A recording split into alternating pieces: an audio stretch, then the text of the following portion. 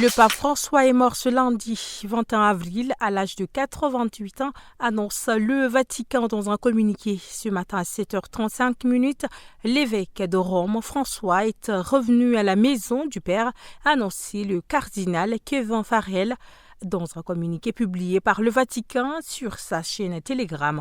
Dimanche, il s'était offert un banc de foule et surprise à bord de sa papamobile, place Saint-Pierre, au milieu des milliers de fidèles réunis pour célébrer Pâques. Élu en mars 2013, l'Argentin Jorge Mario Bergoglio est le premier pape sud-américain.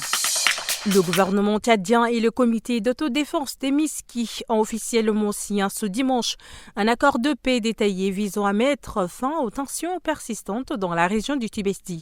Le document paraphié à Bardaï jette les bases d'une paix qui se veut durable, de la réintégration des excès combattants et de la restauration de l'autorité de l'État dans le nord du pays.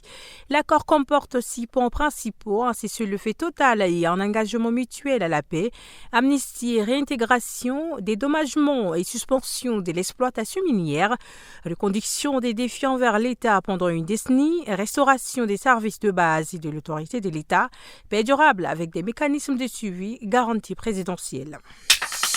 Et l'incendie d'origine inconnue a ravagé 54 ménages dans une cour commune au quartier Zongo, dans le 6e arrondissement de la ville d'Abéchi. Toutes les maisons de cette cour ont été réduites en cendres, mais aucun décès ni blessé n'a été signalé. Et selon certains témoignages recueillis auprès des victimes, l'incendie aurait été causé par une femme qui aurait oublié d'éteindre le feu de la cuisine après avoir préparé à manger.